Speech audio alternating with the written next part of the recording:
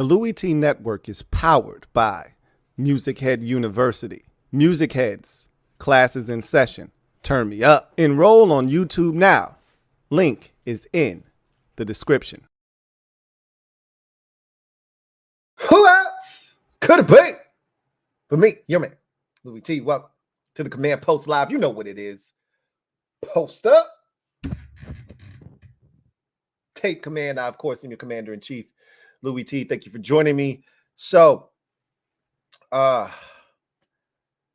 we heard from El Capitan, Terry McLaurin, and head coach Dan Quinn today. So I want to go over their comments and what they had to say. Some pretty interesting comments from both of these individuals. Update on Johnny Newton, conversation surrounding the kicking position. Terry talked about Jayden Daniels quite a bit, talked about some improvements in his game that he's looking forward to seeing come to fruition, and also talked about the difference in this year's camp and what he's feeling heading into year 6 for Terry McLaurin. You know, one of the conversations I've seen people having about Terry recently is how he's, you know, getting up there in age and he's old. And I'm like, one thing about Terry, there's a lot of tread left on those tires.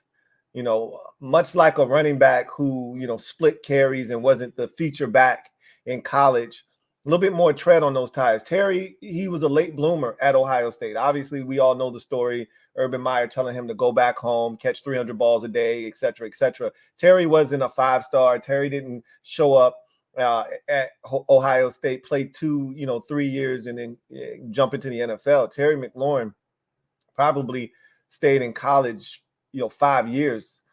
I think Terry, I think Terry was a 4-year guy.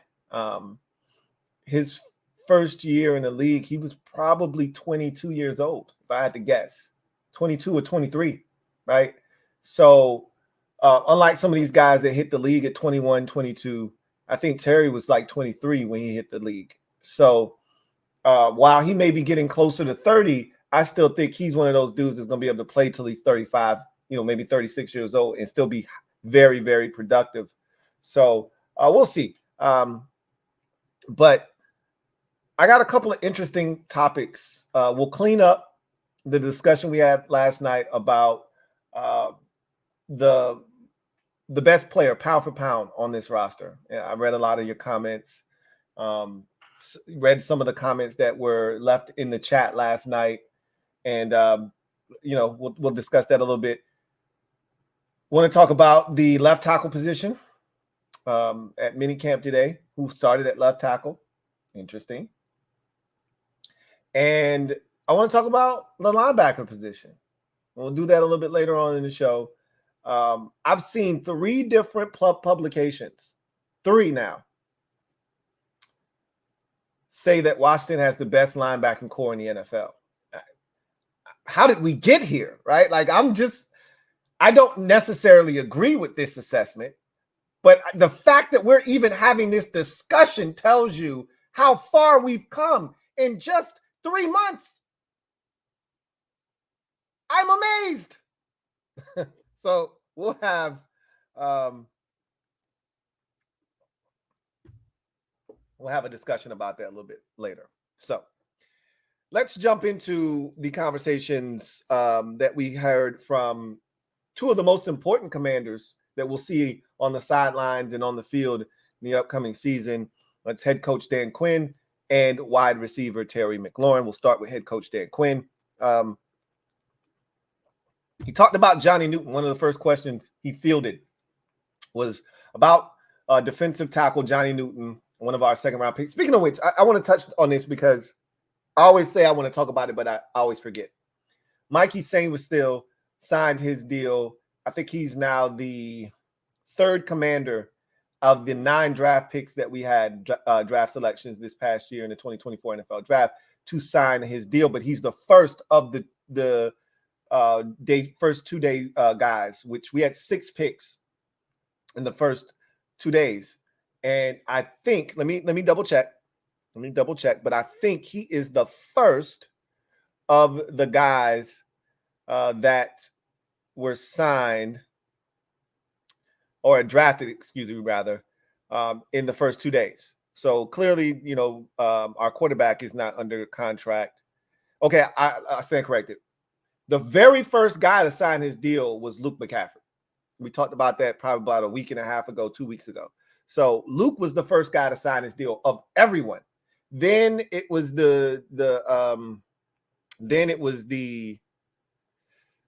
I want to say it was Hampton, and then it was McGee, and then the Notre Dame defensive end, John Baptiste. So 4 of the 9 rather have signed their deals. Now we're just waiting on Ben Sinnott, Jerzan Newton, Jayden Daniels, and Brandon Coleman. So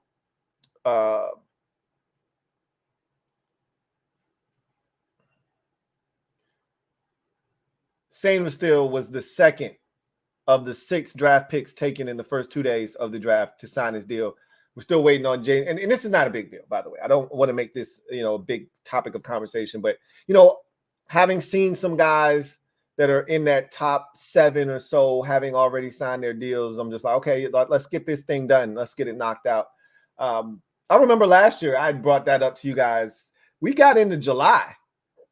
Excuse me. And I said, you guys realize that Emmanuel Forbes hasn't signed his deal yet? And then I said that, and then like maybe a day later, he signed his deal. So these things take a little time. There's always this offset language, and there's different things that, like, it's not like we have to negotiate with him and we got to try to find, like, he's waiting for this guy to sign his deal. Like, we know what you're slotted to be paid as the number 2 pick in the draft. It's usually about, bonuses and offset language. Are you guaranteed this in year 3 or year 4 or this or that? So that'll take care of itself. But I just wanted to bring up that Mikey Sainristil signed his contract today. So anyway,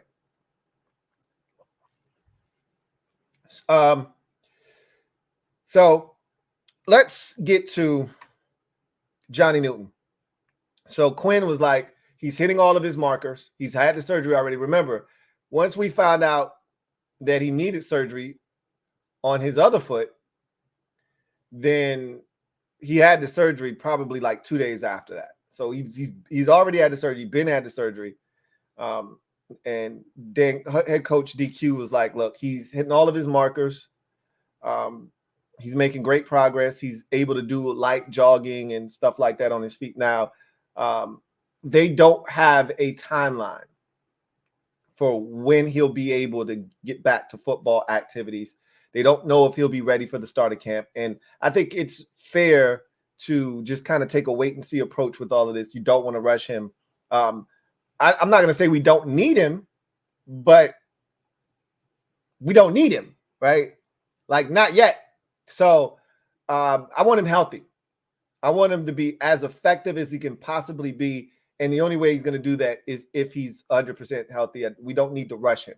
We didn't draft him because we were void of defensive tackles. We drafted him because we think that this guy can add to what is already one of the strengths of this football team. So good news that he's hitting all the markers. And hopefully by the time we get into the 2nd or 3rd week of training camp, that's been my timeline all along. We talked about the type of injury that he has, the recovery process, and how long we think it's going to take. And I think the number that we got to was like the 2nd week of August or something like that. So if that's the case, I'm fine with that. Still give him time to get in there, get some reps. He probably, if that's the case, he probably won't play in the first preseason game. I don't think he would be ready to at that point, but he'd probably be able to suit up for the 2nd and 3rd preseason games. So let's cross our fingers and hope that everything goes well with the recovery process for him all the way through. He gets healthy and he's able to help produce. What we don't want is the second coming of Fedarian Mathis. That's what we don't want. And I don't foresee that happening either. Quinn also talked about kickers being brought in to compete for the job. John Keim had made mention of the fact that they had brought in some kickers and that they were bringing in another kicker tomorrow. So he said, yeah, that, we've preached competition this entire camp, and the kicker position is no different. So we have an, opening, so to speak. They did sign, as I mentioned, Ramiz Ahmed, and so they're going to continue through the process with him. And until otherwise notified, it's his job to lose. But they're going to bring in other kickers to see who performs the best, and I expect them to do this. And we'll see what happens, right? They're going to continue this process, and we talked about this when McManus was released. They're going to go through this process, just like we saw with the head coaching search, like we saw with the GM search. It's going to be an exhaustive process. They're not going to rush into this. They've got time. That's the good thing, is time is on their side right now. They don't have to rush into anything. Other teams are going to make moves. Other leagues are going to be done, and you may have opportunities to pull from players in other leagues and things of that nature. So I think this process is far from done. And my guess is the kicker that we have now, Ramiz Ahmed, isn't going to be the kicker when the season gets underway. But I'm rooting for him. This is an opportunity, and sometimes all you need is an opportunity, and he's getting it. Let's see what he does with it. Coach Quinn was asked about tinkering with the secondary. Is he still tinkering with the secondary right now to kind of figure out where all the pieces fit and how guys will be best utilized? And he's like, absolutely. He says, as a matter of fact, we're probably going to go into the first 3 or 4 weeks of camp still tinkering around with not only the secondary, but, other positions, trying to figure out how guys are best utilized and where their fits are, and, what groups of players can we put on the field at the same time, who plays best off of one another, so forth and so forth. So he's like, he said, we're going to have 14 to 15 guys. And it kind of lines up with the Joe Witt Jr. quote of the offseason, which is, don't ask me about who's our starting 11. We're going to have 17, 18 guys that we're going to be rolling in and out of there, and we're going to roll up with, try to, defeat foes, essentially. Quinn kind of echoed that. He said 14 or 15. Witt said, 17 or 18. Whatever the number is, they're gonna play more than just your standard 11, guys on the field. And as we know, in this league, it's a war of attrition. It's not a sprint, it's a marathon. You're gonna need guys, but they're gonna go out of their way to make sure that they feature other guys, which is a good thing. Again, the more players that you play, the more guys you have in your rotation, the more fresh, or the fresher your core players are, right? I talked about this all last year about how many snaps Daron Payne was playing as a defensive tackle. That was insane. That made absolutely no sense. You can't ask Daron Payne to be the best version of Daron Payne, and he's playing 95% of the snaps at 305, 10 pounds. That's ridiculous. We had games where we had 75, 80 snaps defensively, and he's playing 72 of 80 snaps. Like, are you crazy? Like, that's insane. So, looking forward to seeing them kind of figure out some of these rotations and what it's ultimately going to look like. Coach Quinn also talked about Brian Robinson's development as a pass catcher, and he said he's really done a really good job, because he's, again, as Quinn has said, as Joe Witt Jr. and even the running backs coach Anthony Lynn said, and we talked about that. Yes, this is a glorified passing camp. Off-season workout. There's no contact. There's no real physicality. It's really 7-on-7. So, in that regard, you get to work on your ability to catch the football, your ability to run routes, things of that nature. This is more for the skill guys this time of the year than it is for the big guys. So a guy like Brian Robinson, I said this when this new staff came in here, because one of the first things that they went out and did at the running back position was went out and got a guy, Austin Eckler, that can catch the football. And while I don't want to overlook and gloss over the fact that Brian Robinson is not the best pass blocker, one of the things that I remember Anthony Lynn saying is that we want guys that can do everything, and that includes catch the football, coming from San Francisco, watching Christian McCaffrey and understanding how vital of an asset it is to have a guy that can do everything, so that you can't have this massive tell when a specific, like once upon a time when Adrian Peterson was one of the best running backs in football, they weren't throwing the ball. You knew when he was in the game, he wasn't going to catch it more likely than not. They didn't throw it to him. That wasn't his strength, right? That wasn't one of his attributes. They would bring guys in. Mewelde Moore and other guys would be third down backs in Minnesota that would, pass protect, but catch the ball out of the backfield. That wasn't Adrian Peterson's strength. So you really didn't have to, game plan to stop him as a pass catcher. You don't want to pigeonhole yourself and kind of put yourself in a box and give the defense some sort of a tell. They may not know if it's pass or run, but they know one thing's for sure. This guy's probably not going to catch the football if he's in the game. You don't want that, right? So I said that they're going to find out Brian Robinson can catch the ball.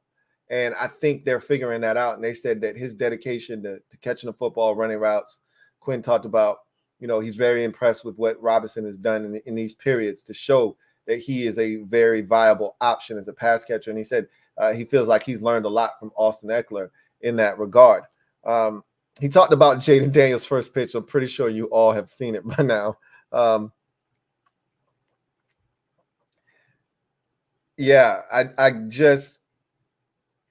I'm struggling, right? I'm struggling with how guys that are such great athletes and a guy that throws a ball for a living can't grip a baseball and throw it 90 feet. How far is the pitcher's mound from I should know this. I think it's like 62 and a half feet or something like that. I'm actually curious now. I should know this. I used to know this. I can't believe I don't know this. How far is the pitcher's mound from home plate? 60 feet, 6 inches. I was close. I said 62 and a half. I knew it was 60 something. 60 feet, 6 inches, right? So 60 and a half. I can't understand how guys struggle with throwing a baseball. And I guess because I played baseball, it comes easy to me, but it's not hard. Guys make it hard. And it's not like they're going up there trying to throw an 80-mile-an-hour fastball. Like, it's not like they're trying to throw a strike. They're going up there soft tossing and they're aiming it right into the dirt. I'm like, bro, it's not hard. What's funny growing up, I'm going off on a tangent. I promise I'm about to get back on track. Growing up, I remember football players would come over to the baseball field when they were waiting for the late bus to take them home. And we'd be practicing. And it would be track. A lot of the football players ran track. That was one of the obligations. If you really wanted to play football at our school, our football coach was our track coach. And if you were any good, you had to run track or else you weren't going to play football. That was part of the problem that I had, is I was a baseball guy. I wanted to play football, and I did play football, but he wasn't going to give me any run because I wasn't running track. I was playing baseball. So that pissed him off, but that's nor here nor there. They would always come over after track practice, waiting for the late bus, and you would be amazed at how, one, dudes were scared of the ball, like just flat out terrified of a baseball. You would think that it was some sort of demon that would possess your soul or something, right? Two, they were so awkward. And these were some of the best athletes I'd been around in my life. Aside from the basketball players, they're the best athletes. But these football players were tremendous athletes, and they were so awkward on the baseball field. It's amazing to me, right? You give them a bat, you give them a ball, and you would think that they've never done anything athletically in their life. And I just, for the life of me, this little white baseball with red thread, how you can't just grip this thing and throw it. Like literally, a lot of times these people that are throwing out the first pitch, they're standing in front of the pitcher's mound, right where the lip of the mound, where the grass and the dirt meet. They're literally standing right. So it's not 60 feet, 6 inches. It's more like 50 feet. They're standing right there. And the catcher is not even like, he's kind of like, hey, just, try to get it over. And they're aiming straight for the dirt. I just don't get it. Anyway. I struggle with that. That pitch was awful, by the way. I've seen worse. His wasn't the worst, but I was disappointed, and they're going to give him a hard time, and he deserves it. It was a pretty bad pitch. But anyway, Coach Quinn also talked about Terry McLaurin, the pro that he is, but more importantly, the person that he is. I think we all know this. It's one of the reasons why we love Terry so dearly and want to see him succeed so much. So, because he's represented us similar to Ryan Kerrigan, right? Where we had those, all those down years, and Kerrigan was one of the few guys that was a bright spot. That's kind of what McLaurin has served as. In some of the darkest times here over the last 5-6 years, Terry McLaurin has been that one beacon of light. He's been that one guy that you can say, look, we don't have shit else, but we do have Terry McLaurin. It's been one or two guys, obviously the Bama Wall, Tressway, and then Terry McLaurin. That's really been it over this, last 4 years or so consistently. There's Brandon Sheriff, but he left. And then there were other guys that might have been here, and they might have had one season like a Chase Young in his rookie year. But the consistency of it, the aspect of that consistent play, knowing a guy is going to show up day in, day out and give you everything he's got, that's been Terry. And we know about him off the field. The guy's won like the good guy award from the media the last, 2-3 years in a row. And another example of that, Terry's press conference was 20 minutes today. 20 effing minutes. Like, I saw the length of that thing before I watched, and I'm like, what could he possibly be talking about for 20 minutes? But it ended up being an excellent presser, and it flew by because, it wasn't like a lot of redundant answers. It was a multitude of different questions. And, Terry's going to give you a thoughtful answer. He's not going to just blurt out something. It's just, there's such a stark contrast between some of these guys who give you 3 minutes, and then Terry steps up there and gives you 20 minutes, right? Doesn't mean what the other person did is bad. They just don't want to talk, or they, don't feel like they need to say a whole hell of a lot. Terry's going to give you a longer answer naturally, but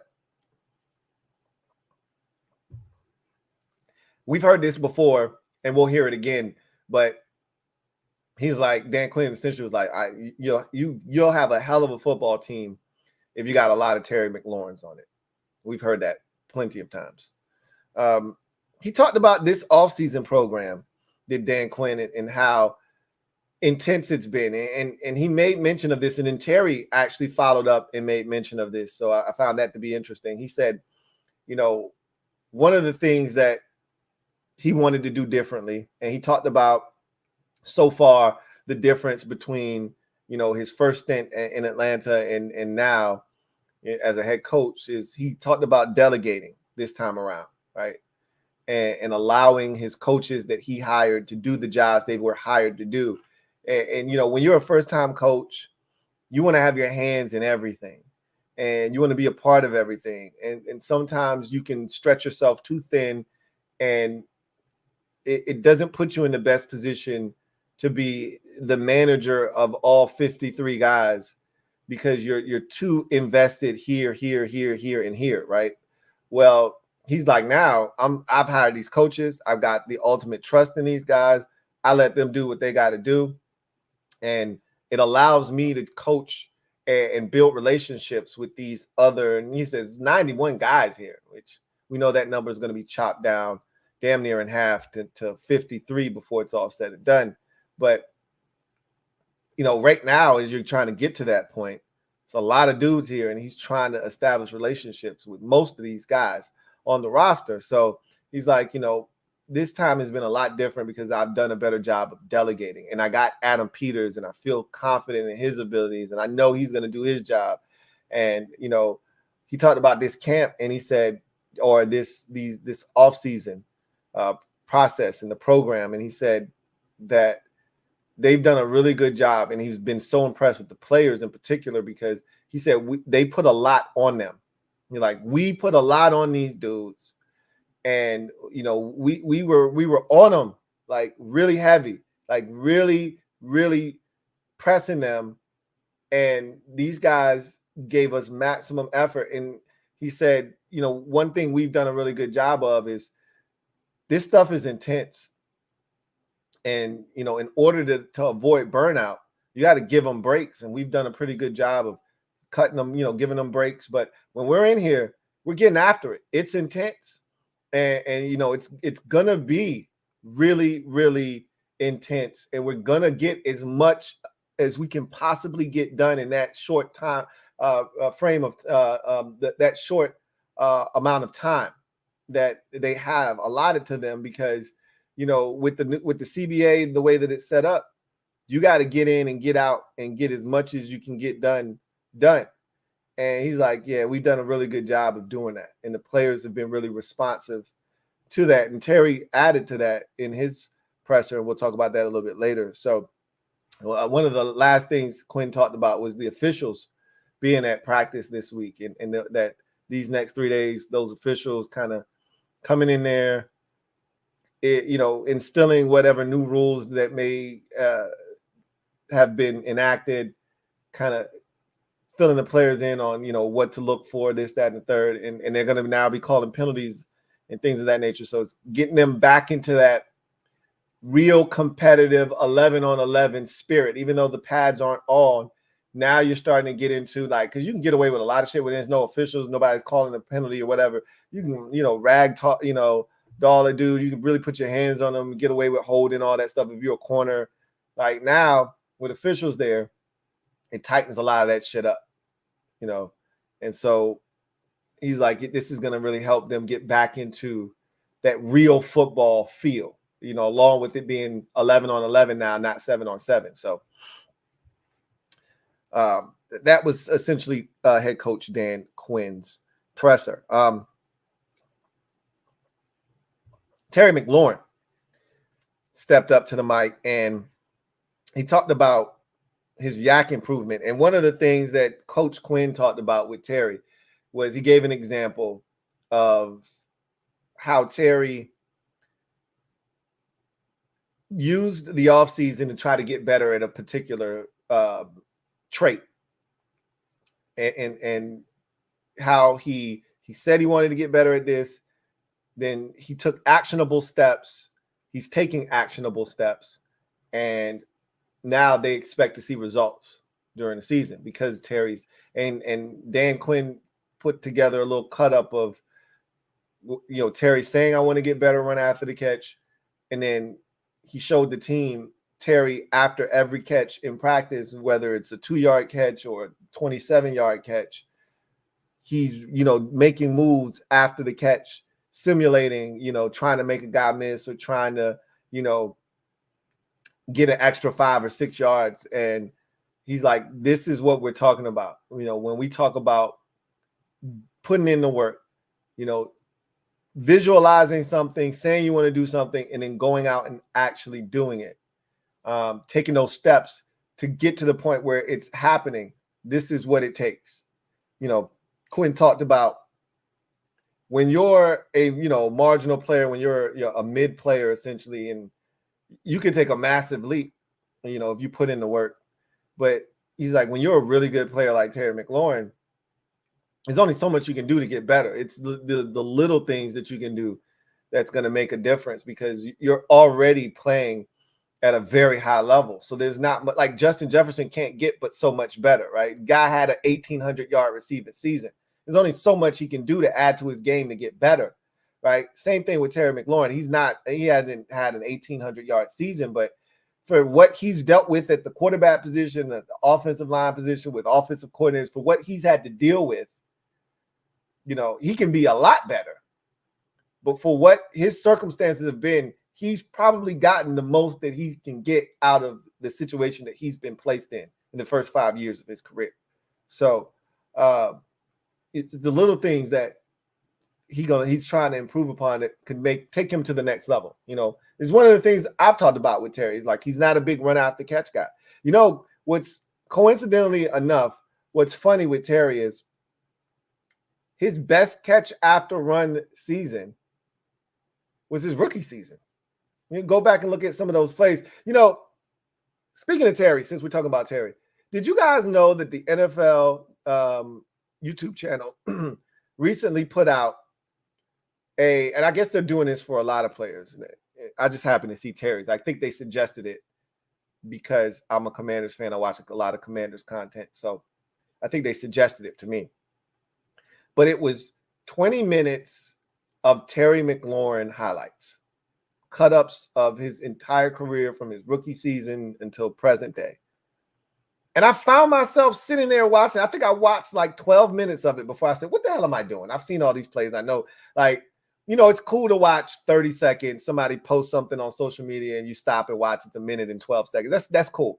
Like, I'm not going to sit here and watch 20 minutes of Terry, but I found myself captivated. Like, sometimes you forget how good Terry has been. I can't speak for you. I'm speaking for myself. And I remember looking at some of those early Terry clips, like that first game against Philadelphia when he came out the gate, guns a-blazing, or that slant in that rookie season against Philadelphia that he takes to the crib. I'm like, where is that guy? I haven't seen that explosive Terry since year one. And maybe that just comes with, getting older, putting on weight, things of that nature, or frankly, teams just not knowing. Now they know you're not going to have that much space to operate. But I still just think, how about throwing him a slant? Like, Terry can do that, right? He was so explosive in his first season. Anyway, I digress. So he talked about wanting to improve on yards after catch. Terry did. He started off his presser talking about, that's been one of the things he's focused on this offseason in particular. I remember last year he talked about route running and details in route running, and we saw him. I thought he got better as a route runner this past season, but I hope that the yak improves, because I do think that's one of, if there's a glaring weakness in his game, it is that Terry McLaurin doesn't really get you a lot after the catch. And some of that can be predicated on the fact that his quarterbacks don't give him opportunities to run after the catch a lot of times with the football. We really just haven't had a lot of great quarterbacking here in Washington. The ball placement hasn't been tremendous where he's been able to catch it and run. One of the things that we were so excited for with Sam Howell last year was that Cowboys game. And we were like, man, we saw so many run after the catch opportunities for Jahan Dotson and Terry McLaurin. Remember, Terry had the catch and run for the touchdown to start that game. Sam Howell's first pass as an NFL quarterback was a touchdown to Terry McLaurin on a shallow cross where he hit him in stride and Terry turned up the field and ran for a touchdown. Terry had another opportunity on a third down in that game, and Sam hit him in stride and he dropped it. And we kind of shocked, like, whoa, we're not used to seeing Terry do that. He was so excited. He didn't get those opportunities that often, and he was ready to run. We're like, oh shit, the ball's in a great spot. I'm going to be able to run and get yards after the catch, and he dropped it, right? And we were so excited because we hadn't seen that since Kirk Cousins, where a guy actually gets the football in a position where he can catch it and run, right? So some of that has been the lack of good ball placement by these quarterbacks, but some of it is, and a lot of it is, that Terry just isn't a guy that makes defenders miss after the catch. And so I love hearing him say that I'm working on that. I'm going to try to get better. I don't know how much better he's going to get. To me, that's usually a natural, innate ability to make guys miss. But I love the fact that there's intentionality there to try to get better at it. Terry McLaurin on Jayden McDaniels. He said that Jayden Daniels is approachable. He has a very calm demeanor, but he's very prepared. He said that he's humble, but yet there's still this really budding confidence that's there. Like, while he's humble and, he's this nice guy, he's this kid that's always smiling, don't get it twisted, he's capable of surgically removing your heart, right? So he's like, the work ethic that he has, I haven't seen that in a young quarterback before. And he talked about that more later on in this press conference, and we'll come back to that. So, and a lot of this that we heard from Terry about Jayden Daniels, the thing that's crazy is we've heard a lot of this from other people. I told you, one of the things that I look for if I want validation about something that's been said is I want to hear multiple people say it. sometimes you can get caught in the echo chamber. You hear this guy say it, so then you repeat it, and then the next guy hears you say it and somebody else say it, so they say it, and that's the echo chamber. But I genuinely believe that this guy is one of the first guys in the building. He's one of the last dudes to leave. He's putting in that work, and players see that. Young, like if you're a veteran and you think you show up at the facility early, and you get there and Jayden Daniels is already there, you're like, yo, what time? You ask the equipment manager, or you ask one of the security guys, hey, what time this dude get here? He's like, yeah, he been here since 6:45. What? I'm usually the first guy here. So, that's impressive for a rookie, right? And Terry talked about that. The work ethic is something we've heard. Him being prepared is something that we've heard. So these are all good things, to have, right? Good qualities and traits. Terry talked about the difference in this OTA period from past OTAs, and he said the competition is the biggest thing. Like, you can feel the difference. He's like, one thing that DQ has instilled in us is competition. Like, the 11 on 11 is like, we don't want to lose. Like he said, I know nowhere on the schedule does it say Commanders play the Commanders, but he said the amount of competition that takes place in these OTA sessions gives him college vibes. Like, it reminds me, and if he's saying that, that's a good thing, because you hear this from a lot of the guys that played major college, football, right? Played at a high level and play major Power 5, big conference college football. They're like, yo, the practices were way harder than the games, because if you're at Ohio State and you're a receiver, you're playing against guys that are probably going to be first-round picks. I mean, think about all the first-round pick corners and safeties that have come out of that Ohio State program. Think about all the high-level players that exist in these practices. You're going up against some of the best in the nation. Same thing with Bama. Jonathan Allen would talk about it all the time. Like, the practices were way harder than the games, because we were playing against the best offensive linemen. These are the guys that are getting drafted, like J.C. Latham, for instance, first-round pick out of Alabama. Like, these are the kind of guys that we go up against in practice, guys that end up being first-round picks. So, when you hear that level of competition and you hear those guys kind of talk about yesteryear and talk about how college, it gives them college atmosphere and vibes, that's a good thing. Terry talked about yearning for competition, and he said in the offseason he's been playing golf to kind of quell his competition itch. I don't know about y'all. I tell y'all this all the time.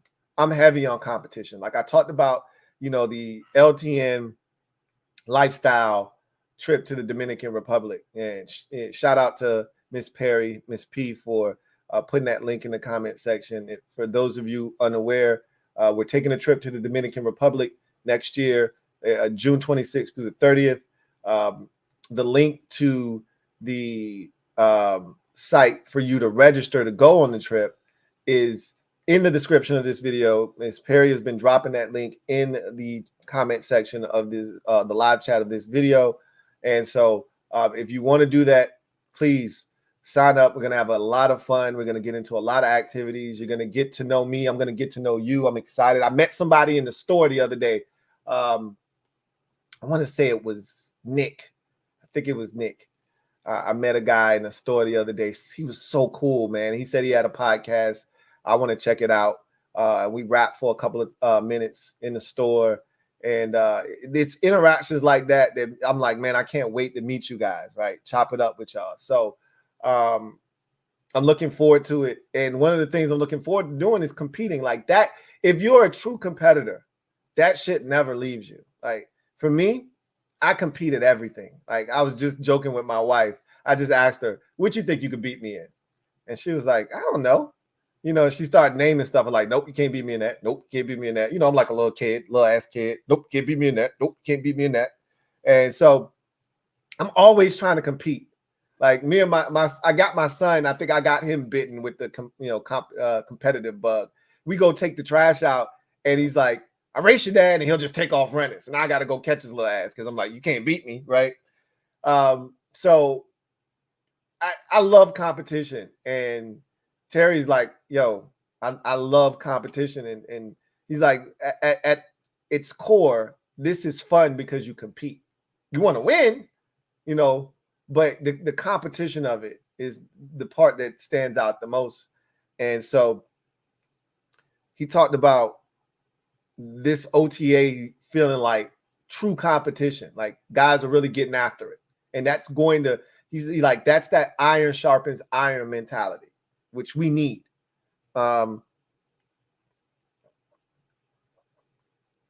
He talked about camaraderie on this particular team. And he shouted out DQ and the staff for this, because he said literally the first week we got here, we didn't do anything football related, no X's and O's stuff. It literally was us getting to know one another. And he said that's the first time he's ever engaged in anything like that with any team that he's been on, is, you know, getting to know guys. And he's like, you know, a lot of times you don't get to know all of your teammates. You're not really familiar with everybody. But when you get to know somebody, even though you're competing against them, you're still rooting for them, right? Like, I remember watching Hard Knocks with the Jets last offseason, and two of the receivers were rookies. One was a draft pick and the other was undrafted. And they both ended up making the team, but they formed and forged this incredible relationship with one another. They became like the best of friends. Yet they were competing at the time for what we thought was one spot. Like, there's no way that, I think both of them might have been undrafted, as a matter of fact. Either both of them were undrafted or one was drafted late and the other one was undrafted. But you were, at the time when you watch a Hard Knocks, you're like, hey, both of these dudes ain't making the squad. One of them is going to be at the expense of the other. But they were so close with one another. They were rooting for each other, even though they knew they were competing for probably one spot. And ultimately, they both made the team. And the shorter one actually had the punt return in overtime to beat the Bills in week 1. So it kind of came full circle for him. But Terry talked about that. Like, yes, we are competing against one another. But when you get to know somebody, you're also rooting for that guy, right? And you foster those relationships that allow you to, you know, be in a mindset where he's not my enemy. Because if I don't know you, it's easy for me to demonize you, right? To make you the enemy, even if we're on the same team. I've done that before in my life, where I'm trying to kill that dude. Not literally, figuratively, just making sure we're on the same page. But I'm trying to go at this dude because I don't know him like that. So I'm trying to crush him, embarrass him. And as you get to know guys, it doesn't become as personal, right? So you definitely get that. Terry talked about something that we've heard from at least 2 or 3 other players on his roster. Jonathan Allen in particular, we talked about this, but Terry used the word or the phrase reinvigorated. He said, I am reinvigorated because of DQ and his staff and the level of competition that we've seen this offseason. Jonathan Allen said the same exact thing. He's reinvigorated. He talked about how happy he is to be playing football for this organization. We haven't heard Jonathan Allen that happy. I mean, last time we heard Jonathan Allen speak, he was talking about wanting to be traded. He wants to win. So you can tell that a total 180 has taken place from a mindset standpoint. Again, it starts up here, and then it trickles down to the rest. You know, the body and onto the field. You're hoping with the production and the performance of this team. But I've always said it starts with your mind. And you can do anything you put your mind to. If you tell yourself you can't do something, you might as well stop right now. Terry talked about being more of a vocal leader. He's like, that's something that I have told myself I got to do.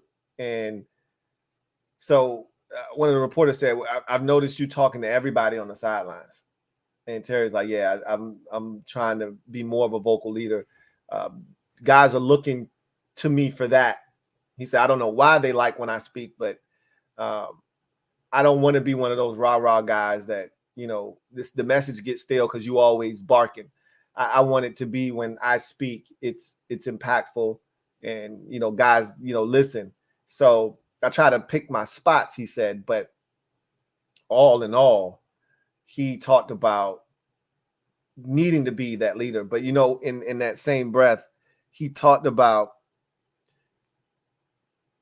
having other guys be here that are leaders so that he doesn't have to shoulder that burden anymore. And that takes me back to the conversation we had yesterday about the blind leading the blind with this roster the last few years with Ronald Rivera and company in charge, and not having those wily veterans here to kind of take some of that pressure off of young guys that are trying to figure their shit out. Like Terry was in year 3 and 4 and 5, and we were looking at him as a leader of this team. Jonathan Allen was trying to figure out, am I going to get a second contract here? And he was one of the guys that was pegged as being a leader. And he was the guy leading these, you know, leading the you know, hype sessions before the game. And he was the guy that was answering the questions after a tough loss. And this is a guy that's in year 4, year 3, and there was no Bobby Wagner. There was no Zach Ertz, right? There were none of these guys that have been in the league 9, 10 years who could say, hey, this is how you do this. This is how you overcome adversity, right? So Terry's like, now I don't have to assume the leadership role all the damn time. You know, I can pick my spots, but it's guys, he's like, Bobby freaking Wagner's in our locker room. Like, it's funny because as fans, sometimes we got to pinch ourselves. Like, I know Bobby ain't all pro Bobby no more, but yo, like, once upon a time, we used to do this shit all the time. We used to go get guys that were washed up has-beens and, you know, way past the prime of their careers, bring them to Washington, and we get excited about it. We've come full circle. Now we're excited about doing that, but this is the difference. Bobby's not a has-been, right? He's not washed up. He's still got good football left in him. And again, we've come a long way from firing up Redskins 1 and going out and getting every free agent known to mankind and giving him the last deal he'll probably ever get in terms of big money. We're a long ways away from that. And guys didn't even want to come here for that anymore. That's how bad we had fallen, right? That's how down bad we were.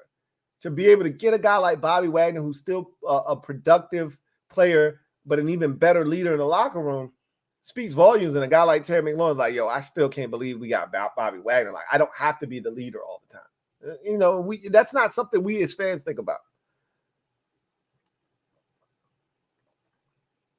He talked about Cliff Kingsbury as a coach. And he said, these are some of the things he loved. One, he doesn't overcoach. He's like, and I think that was probably a shot at Eric Bieniemy, right? I'm not going to get into that in depth, but he doesn't overcoach. He's like, yo, he lets the position coaches coach us. Then we come together as a group and we get to the things that he feels like are important. Then the next thing he said, and it kind of led into this next thing.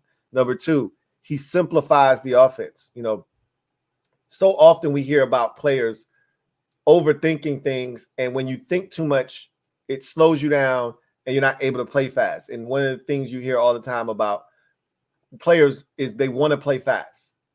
And in order to play fast, you need to just know what you're doing. The easiest way for a coach to, like, that was one of the knocks on Jack Del Rio. This defense didn't play fast enough because Jack had too much shit going on and it was too much thinking on the part of the defenders, and that slowed them down, and that's why we didn't see guys flying to the football. Terry's like, yo, he's simplifying this. We got guys that are rookies that are running around, flying around, because you don't have to, like, memorize the entire playbook. You don't have to be this football savant to understand what it is he's trying to get you to do. He just makes it easy. Like, okay, bro, this is what you do. You run here, right? At 10 yards, you break it all. Like, he makes it simple. Like, let's not overcomplicate things. This doesn't have to be hard. A lot of times people make things harder than it has to be. And Terry's like, he just simplifies it, makes it easy, and that's going to help guys play a lot faster. He talked about the different routes that exist in Cliff Kingsbury's offense. He's like, one of the things that over the years could be frustrated for Terry is he's like, look, a lot of times when we line up certain splits, you knew you were getting this route from us. And guys watch film, and so they know, okay, they calling out the route we running, and I can't change the route because this guy's calling out, oh, he running a hitch. I just got to run the hitch because that's what the play calls for. I got to be where I'm supposed to be. And he's like, the beauty of this offense is it doesn't, irregardless of your split or the formation or how you're set up, everything looks the same. But you got different breaks and you got different types of routes coming off of that same look. So you can't sit on, oh, he about to run this 12 back to 10, or he about to run this, deep out, right? Because of how I'm aligned pre-snap. Normally, if you're a really good defender, based off of alignment, based off of split, I can tell, is this an in-breaking or out-breaking route a lot of times. I can tell, all right, I'm probably only going to get one of 3, maybe 4 routes, right? If you're watching film, this is what they like to do. When he's lined up this tight to the line of scrimmage or to the formation, this is what they like to get to, right? So you doing your homework, like with Cliff Kingsbury, he's like, yo, I could line up tight. We could have showed you this earlier, and now you're getting this, and you're not ready for it. You're not looking for that because you thought we were going to do this. But we doing something else. So I like that. He said that they're building the offense around the players, and we've heard that a lot. Started with Zach Ertz talking about that, and we've heard that to a man from just about every single player of note in this offense, that they're building this offense around our skill sets. And Terry, was no different in echoing those sentiments. And so that, again, is music to my ears as a fan that watched this team struggle with the concept of getting your best players to football. Not having a scheme and being so steadfast on adhering to that scheme and having that happen at the expense of your best players, touching the football, but instead adapting to your best players, what they do well, and finding ways to create opportunities for them to make plays.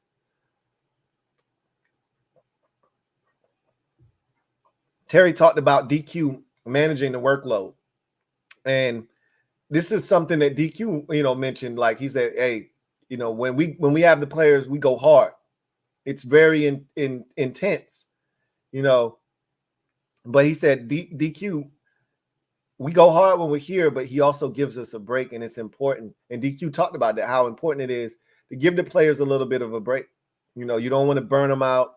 He's like, this thing is pretty tough. And I talked about this yesterday. It's funny that DQ brought it up and Terry brought it up today, because I literally talked about this yesterday, how tough football is on players and coaches. It's a very mentally demanding grind, right? Physically, we know how demanding it is. It's more demanding than I think any other sport.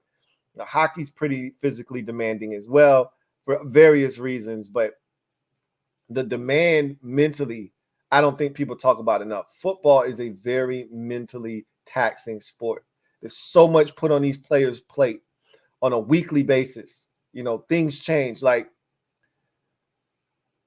I don't need to get into the specifics. I kind of did that yesterday. To hear them talk about it today, a day after I talked about it, it just speaks volumes to just how tough it is. And Terry's like, look, we need breaks sometimes. That's why, as a fan, we might not be tripping about a week 10 bye, but the players, bro, we came to camp in July and you telling me we don't actually get a full week off until November or December, which is what our bye week is essentially. The players don't get a full week off until December. They started working. They're going to start working in late July, and they're not going to get a bye until probably mid to late December. Might be early December. Let's call it mid-December. Week 14 is probably mid-December. Like, Make it make sense. It might be early December. Make it make sense. That's tough. It's tough. Yeah, you're going to have a Thursday night game, and that's going to act as a pseudo bye, but you still ain't away from the team for an entire week. Still got to get back to work on Monday or Tuesday to prepare for the next opponent. So, yeah, it's tough. And he talked about, this group, Dan Quinn and his coaching staff, and, allowing these guys to manage, those guys managing the workload, so to speak. Terry said, and this is a quote, "This offseason feels like something new and special," closed quote. I've said this a million times this offseason. You know what I'm about to say. I'm going to say it anyway, and I'm going to probably say it a bunch more. This feels different. Wait for it. Wait for it. Wait for it. Because it is different. You've heard it from the players. You've heard it from the coaching staff. You've heard it from me. Terry McLaurin is telling you this shit is different. Again, I know that this is a results-based business. And ultimately what it's going to come down to is how you feel as a fan watching this product, and are they winning football games? I get it. But it's a process, and they're taking all of the right steps. And I like to talk about actionable steps. Let me see some action. They're taking all of the right actionable steps to improve this thing and get it where this could be a consistent winner year in and year out. They're taking all of the right steps.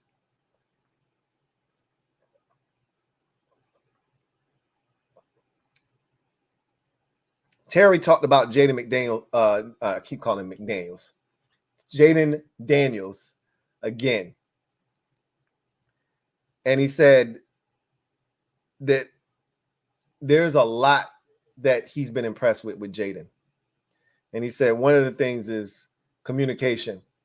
Like there was a play there that they ran, and he said Jayden kind of felt like he missed Terry on that play. And he came up to him and told him, hey man, my fault. I should have been able to get to you. And Terry's like, it's not a big deal. Like you don't expect guys to do that at such a young age. Terry's like, I've never had a rookie quarterback come up to me in one of his first practices and say, hey, I want to get some work in after practice. And, that kind of caught Terry off guard. Like, wait, what? A rookie wants to get in some work on certain routes with me? Like, I'm not used to that happening. And he talked about,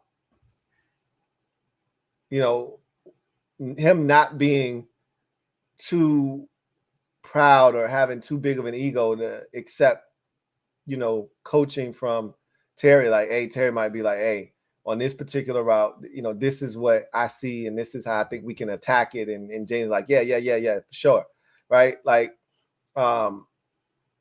he talked about the ball coming out. And I think this is something Terry he just hasn't seen this a lot, because the quarterbacks here have been less than stellar. And so Terry's like, he's telling the receivers, he's like, the first day I caught a ball from Jayden, I told the other receivers, hey, he stopped short of saying, hey, this ain't Taylor Heineke or, these quarterbacks, Sam Howell or any of these other dudes that we've been over here, fooling around with. This shit has some sauce on it, and he's getting it to us quick.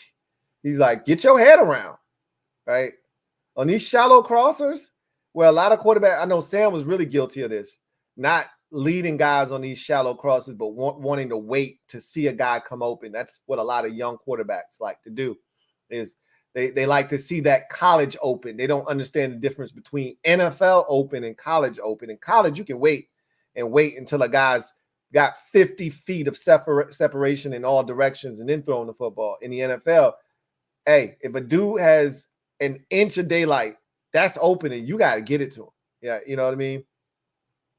So he talked about, hey, look, on these shallow crosses, he's not waiting until you clear and then you get it and then getting you the ball. He's getting it to you right now. Like, get your head around. And Jayden has that quick release. He throws a nice tight spiral. So that thing's getting up on you quick. And Terry talked about that. He's like, and he's getting it to you in a position where you can turn and run.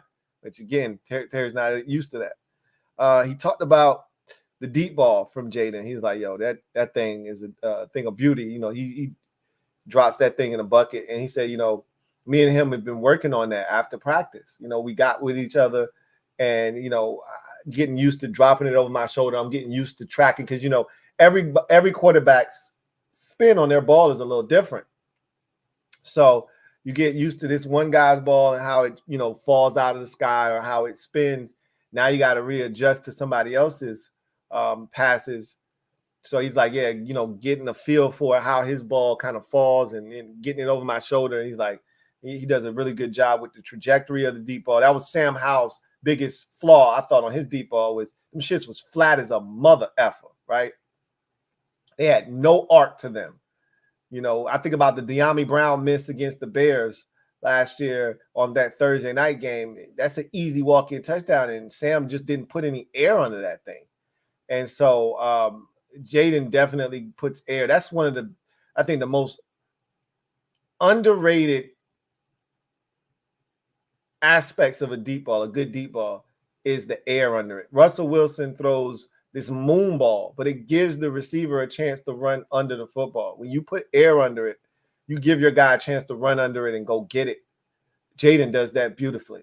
So, Terry talked about that and, just talked about the leadership qualities he's seeing from him already and, how detail-oriented he is as a rookie and how all of these things, great personality, all these things are going to lead to him being very successful in this league, Terry believes. And then Terry, the last thing he really talked about was winning now and getting older. He's going into year 6. So Terry talked about wanting to win now. Somebody, the reporter brought up Jonathan Allen talking about, wanting to win now and the importance of wanting to win. As you start to get older, you start to realize I ain't got but so much time left. And, when you were a young guy in the game, you ain't thinking about your longevity. You just like having fun, like trying to establish yourself in the league, become one of the better players in the league, get the respect of your peers, trying to get to that first mega contract. All of that stuff is in the forefront of your mind. By the time you get to that contract and you look at your peers and you see some of the guys that you came up with having success, for a guy like Terry McLaurin, he's seen A.J. Brown playing the Super Bowl already, right? Like that guy was in the same draft as I was, right? You see DK Metcalf playing in playoff games, and he's like, bro, we were in the same draft. This guy's played in, 4 or 5 playoff games already. I've played in 1, right? Like, you start thinking about that stuff. And you look around and you see, damn, I'm about to be 30. And what do I have to show for it? And so, yeah, that stuff starts to eat at you a little bit. And he was like, he understands that it's a process, but at the same time, a lot of veterans ain't really trying to hear that process shit. As fans, we've been dealing with inept football for over 2 decades. So, for some, now I can't speak for all of y'all because some of y'all are like, nah, I don't want to do another year of 6, 7 wins. I ain't trying to hear that shit. I need 10, 11 of them bitches this year. I hear you. Probably not going to happen, but I get it. But for fans like myself, I'm like, yo, I want this done in a manner that's going to allow it to be sustainable. What's one more year of 6, 7 wins if it looks like it's being done the right way and you can build off of that and then potentially get to 9, 10, 11 the following season and then have that be the expectation and the standard moving forward. That's what I'm after. Not lightning in the bottle. But for these veterans, like a Terry, like a John, Duran, any of the guys that, have played in the league a number of years, Frankie Louvu, Bobby Wagner, Zachary, they ain't thinking about 2-3 years from now. They like, yo, we need to win this year. You keep hearing people talk about wanting to help come change the culture, but they also want to try to help, win games. So Terry's like, yeah, there's this fine balance between going through the process, but also, trying to win some damn games. Like, bro, this is year 6 for me. I've been in the playoffs once. Like, yeah, there's a sense of urgency. So he did talk about that as well. And he's like, the competition that we see, helps foster the belief that we can do something this year. So we'll see what happens. So that was essentially Terry McLaurin and head coach Dan Quinn addressing the media today.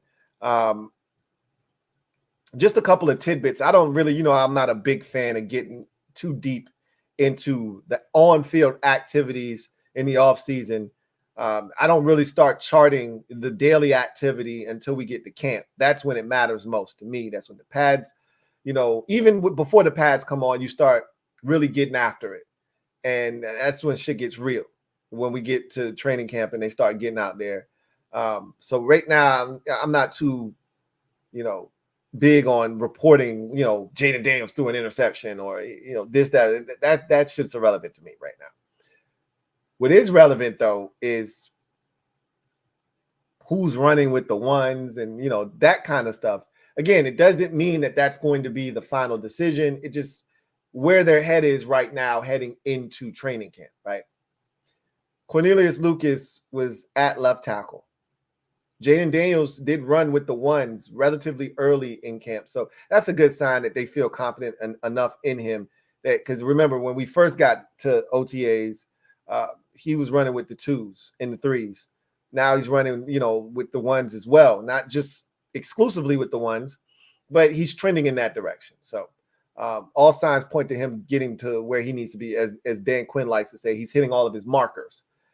As for Brandon Coleman, right now, my guess is they feel a little bit more comfortable with Cornelius Lucas at left tackle. Again, it's a competition. And tomorrow, Brandon Coleman might take the bulk of the first team reps at left tackle. They're going to continue to switch these things up. But if I had to guess, I'm going to say that Cornelius Lucas is our starting left tackle this year. Now, he may not end the season as the starting left tackle, but the beginning of the season, I wouldn't be shocked if it's Cole Luke. If I had to put down some money, I'd slap down my money on Cole Luke being a. What would you say the odds would be of Brandon Coleman being the starting left tackle versus Cole Luke? I think that the odds are a lot longer that it's Brandon Coleman. 15-1 odds it's Brandon Coleman. Whereas I think you could easily, you probably could make a case for 2-1 is, Cornelius Lucas, but I think that's too high. It's probably more like 5-1. And Coleman's maybe 15-1, something like that. But whatever the case may be, I did think that was interesting. We'll see what it looks like tomorrow. Anyway, we talked about pound for pound the best player on the roster yesterday, and I appreciate every single one of you who chimed in, whether it was in the chat during the conversation on the live stream or someone watching, post stream on the playback. I appreciate everybody chiming in and giving their input. I saw a lot of Terry McLaurin's. Somebody had said something to the effect of, look, you sort of made the conversation a best player in the league, but we're talking about best player on our team. You have to include Terry McLaurin in the conversation, which I did. But for me specifically, I said it boiled down to, 2 of the guys on the in the trenches, Cosme or Deron Payne. But Terry is definitely, I talked about 5 guys. And Terry was one of those 5, but he's not one of the top players at his position in the league. So for me, it's hard to view him as one of the top players on our team necessarily. But I mean, I guess you can make a case for that not being true, but I just feel like if we are to talk about players being the best on a given team, you probably need to be viewed as one of the best players at your position in the league if you are to be viewed as one of the best players on your team, because I'm assuming you have other players who are viewed in that light. And if you're not seen in that light in your position, but they are at theirs, and again, it's hard to quantify because none of these guys play the same position. So you can't just look at statistics and compare numbers and data. You're comparing apples to oranges, but still, Terry's consistency, Terry's ability to stay healthy, do all of those things, definitely puts him in that conversation. So I understand. But I saw a lot of Terry's, I saw a lot of, Duran's, a lot of John Allen's, a lot of Sam Cosme's, and I saw some rationale behind some of your commentary, and I found it very interesting. The fact that there isn't a clear-cut answer could be viewed as good or bad.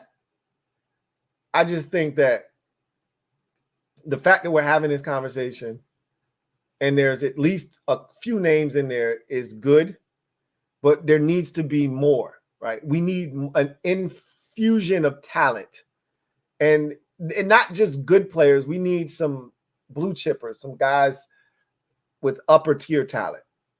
So hopefully that's an influx of that is coming over the next 2 to 3 years, right?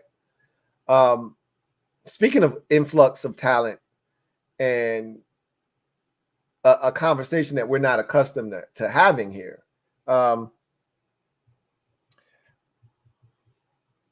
let's get to this tweet that I saw that came across my timeline. All right. So this tweet was from at Jayden Daniels MVP, Brandon, and he's very active on Commanders X. And he puts out a lot of good stuff. Clearly, he's biased. He's a homer, but he's also a guy that can be objective at times. He tweeted this out today. ESPN's Mike Clay has the Commanders linebacker group ranked number 1 in the entire league. Yes, ranked higher than the 49ers. And he's got like a surprise, like almost embarrassed emoji and eyes. And then he lists the 5 guys that we've talked about this season. Bobby Wagner, Frankie Louvu, Jamin Davis, Michael Walker, and Jordan McGee. In comparison, the Giants are ranked 18th, the Cowboys are ranked 25th, and the Eagles are ranked 30th. So nobody else in the division is even remotely close, according to ESPN's Mike Clay. Now, again, ESPN's Mike Clay isn't the end-all, be-all. And if you're a Giants fan, you're like, who gives a shit what Mike Clay's talking about? I don't either, right? But it brings up the conversation, though. And he's not the only person that I've seen. And ESPN is not the only publication that I've seen put out a list that has the Commanders at the top of it at linebacker. And I remember the first time seeing it or hearing it and being stunned, like, wait, what? And hitting the 5-second back button, like, wait, did he just say us? No way. And I hit the 5-second rewind button and they say Washington Commanders. I'm like, the Washington Commanders? And just thinking about where we've come from. Look, I don't think we have the best linebacking core in football, okay? We got a damn good group, though. And remember, I asked the question, maybe 2 weeks ago, maybe 3 weeks ago, maybe a month ago. What is the one position you have the most confidence in? And I think most of you, not all of you, most of you said linebacker. I said linebacker. And this is why. Like, Bobby Wagner, you can say what you want about Wagner and where he is in his career. He's still damn good and better than 65 to 70% of the linebackers in the NFL right now at his age. Frankie Louisville, I'm telling you, a lot of y'all haven't watched Frankie Louisville. A lot of people don't know about Frankie Louisville. He's one of the best kept secrets in the entire National Football League. He is a beast. But they're going to find out. A wise woman once told me, those who don't hear, feel. Okay? Jayden Davis is right now the third best linebacker in this group. And that's probably where, like, I liken Jayden Davis to a guy that was been asked to be a number 1 wide receiver, but he's really a number 3 option. Or a guy that's been asked to be a number 1 scorer on an NBA team, and he's really like a third option at his best. And I think Jayden Davis being put in this role where he's linebacker 3, I think this is going to do wonders for him, right? He's probably where he's supposed to be now. Now they can utilize him however they want. Michael Walker, I've been talking about this dude. When we signed him, I said, this is one of the best offseason signings nobody's going to talk about. I told y'all that. I said, I love this signing. We signed a bunch of dudes, guys that I know for a fact won't make this roster, okay? A bunch of guys that won't be here come September. He's not one of them. And I told y'all in the moment when he signed, and he's only 26 years old, he can play football. And Dan Quinn knows how to use him. And then Jordan McGee, all we've heard is great things about this rookie out of Temple. All we've heard is this guy's a pro already. We know he's an athlete. We know he can track the football. We know he can blitz. He's learning from Bobby Wagner. He's learning from Frankie Louisville. This is a really good group. I'm excited about this group. And it's just funny because we've been so down bad for so long at linebacker that I'm still like pinching myself like this isn't real at linebacker. Because we've watched the playoffs the last 3 or 4 years and we've seen what really good linebacker play can do for you. And we haven't even been even remotely close. You know, I would always give y'all homework assignments during the playoffs. I say, hey, watch these playoffs and y'all come back and tell me what you saw and what's one of the things that stood out to you that we don't have, that we're missing, that we need to get. And, you know, we would talk about speed at receiver, playmakers, quarterback, this offensive line. But a lot of you was like, yo, we need to get, like, you watch the 49ers, you're like, bro, we need to get some linebackers, bro. This shit is getting out of control now. You watch the Chiefs, you're like, yo, they linebackers is flying, bro. You know, you watching these teams, the 2 best teams in football last year and played in the Super Bowl, you could argue defensively the 2 best positions on their team's linebacker position. You think about the Chiefs' Super Bowl victories the last 2 years, and you think about some of the biggest plays made in those Super Bowls. The Eagles Super Bowl, they don't win that Super Bowl without that forced fumble, scoop, and score by the linebacker from Missouri. I always forget his damn name because I wanted him. Like, they don't win the game without that. They were at that point, the Eagles were in control of that game, and they were looking to crush their thorax at that point. And that scoop, that forced fumble, Bolton, that's his name, Nick Bolton. Without that forced fumble, scoop, and score, they probably don't win that game. And you watch the 49ers linebackers, we know about Fred Warner and Drake Greenlaw, and the crazy part is Greenlaw hurt himself. That's the only reason that I think you can rank us higher than San Francisco right now. Obviously, if we assume health, I think the 49ers still have a better group than us, even though I think our total room is probably better than theirs. But Drake Greenlaw and Fred Warner, are you kidding me? Right? You look at some of these other groups that have been put together, I guess you got to see how they ultimately play together, which you still got to see how they play together here in Washington, just on paper. But there's some other groups that are pretty talented in the NFL. But Drake Greenlaw tore his ACL in the Super Bowl, or his Achilles in the Super Bowl. Like, he might not be ready for the start of the season. But The fact, look, I don't necessarily agree with this, but the fact that we're even having this is more about the fact that we're even having this conversation. Mike Clay is not the first person to say this that I've heard with my own ears, seen with my own eyes. This is the third person, right? And the first two, I was like, man, get out of here. Smaller publications, whatever. You're trying to create a headline. Now this guy is saying it. He works for ESPN, and you could argue he's doing the same thing, but I don't think that he's necessarily doing this for clicks or, you know, trying to gain attention.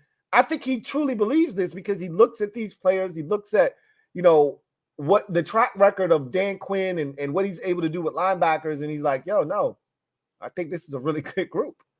So do I. So do I. I love this because the Giants are 18th, and I've already encountered Giants fans. I was lurking, so I didn't say anything, but Giants fans were all up in arms about this because, you know, Bobby Okereke was outstanding last year, and they got a white dude he played his ass off last year. He played his balls off. I forgot his damn name, but he balled too last year. They felt like they found something in him last year.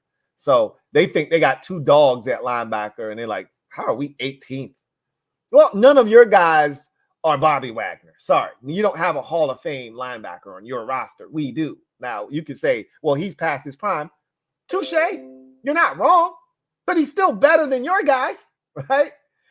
Frankie Louvu, I'm taking Frankie Louvu over either one of his linebackers. But again, Bobby Okereke played his ass off last year. I think the guy that I'm thinking of is McFadden. I think his name is McFadden. I could be wrong about that. But the white dude played his ass off too. He was damn good. I got to give him credit. But after those two guys, who they got at linebacker? That's the problem is our depth, the totality of our room, you can't touch it. You can't touch it. The Cowboys are ranked 25th. They struggled at linebacker last year. That was part of their issue last season. Why they got run on. They were light up front on the defensive line, and then their linebackers weren't very good. Leighton Vander Esch retires. And, you know, Demarion Overshown, it was supposed to be a beast for them last year. He tears his knee up in preseason last year, so he doesn't play. So you don't know what the Cowboys have at linebacker. That was one of their biggest needs going into the offseason, and they didn't really do anything about it. And then the Eagles they disregard the linebacker position. Now, they did go out and get Devin White. We'll see what he does for them. But, you know, it's funny because the Eagles just never really devote a ton of attention to linebacker. They had two really good linebackers, TJ Edwards and your boy from the Cardinals that one year when they went to the Super Bowl, and they just let him walk away. It's like, oh, okay, y'all KIS. You know, they don't really care about linebacker position. They had Nicholas Morrow and Zach Cunningham out there. That's the kind of shit that they do at linebacker and think it's okay, right? So them being 30th sounds about right. You know, they put so much, you know, resources into everywhere else but the linebacker position. Even the Devin White signing was a one-year flyer that they took. So anyway, I think this is a great discussion to have. Who has the best linebacking core in the NFC East? I think it's us. I don't know if we're the best in the league.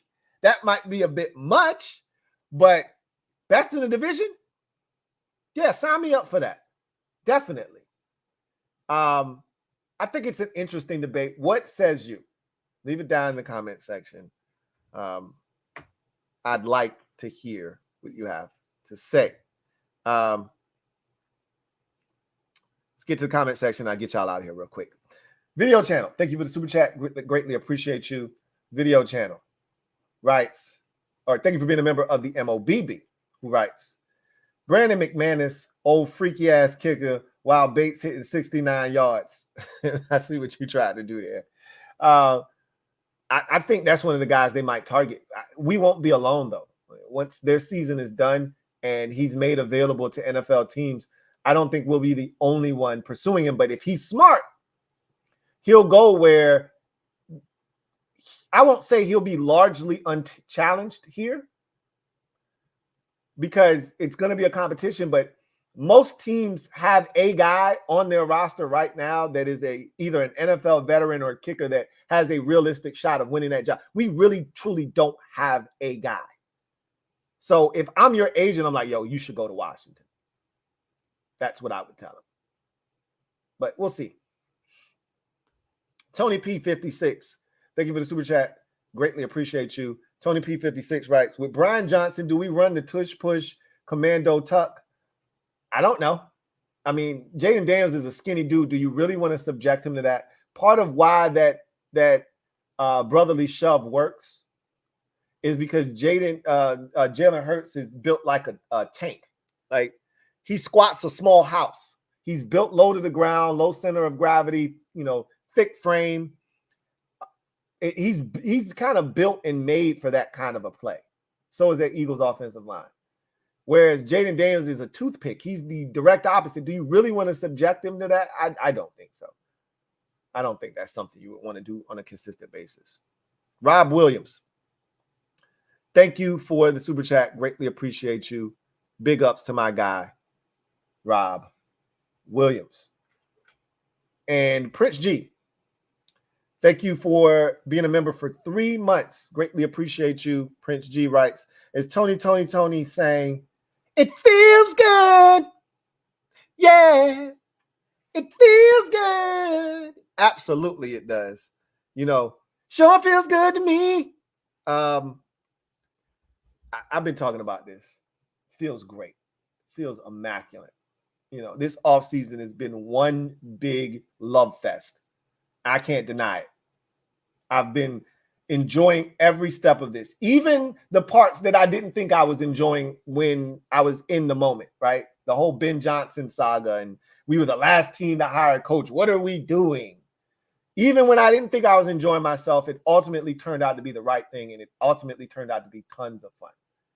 Everything they've done feels like the right move. Even O-line Bobby Johnson, who we still question, we'll see. Like, just taking a wait-and-see approach with that, right? So, anyway, I digress.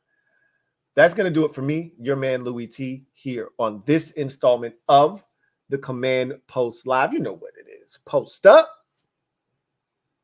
Take command. I look forward to chopping it up with you guys on Thursday. I think Dan Quinn said that he's going to meet with the media again on Friday. So we'll kind of see what happens with all of that. And if he speaks one more time before they hit that hiatus, whatever the case may be, we'll chop it up again. We'll talk about these minis and any other things that transpire. Hopefully we'll hear from some of the players. Maybe we will, maybe we won't. Maybe this will be the only media availability that we'll get this week. Either way, I'll have more to discuss with you come Thursday night. But in any event, you guys enjoy. Rob Williams, thank you for the super chat. Greatly appreciate you. Double up. Thank you for doubling up. My guy Rob writes, Lou, are you going to the season home opener? No, I am not going to be in attendance there. But I will be here directly after the game, which I am for every Washington Commanders game. So, y'all know the routine, and I'm going to give you the speech, and hopefully, what I might try to do is put some butts in seats, though. If I'm not going to be there, I might try to make sure that 2 of y'all are in there rooting for the Commanders and helping bring home the dub. But I won't physically be there myself. I'll be there in spirit, as I usually am. So anyway, I digress. You guys will definitely see me later on in the week, Thursday, more likely than not. And we will chop it up once again. Until then, you guys take care. Have a good one. God bless. Good night.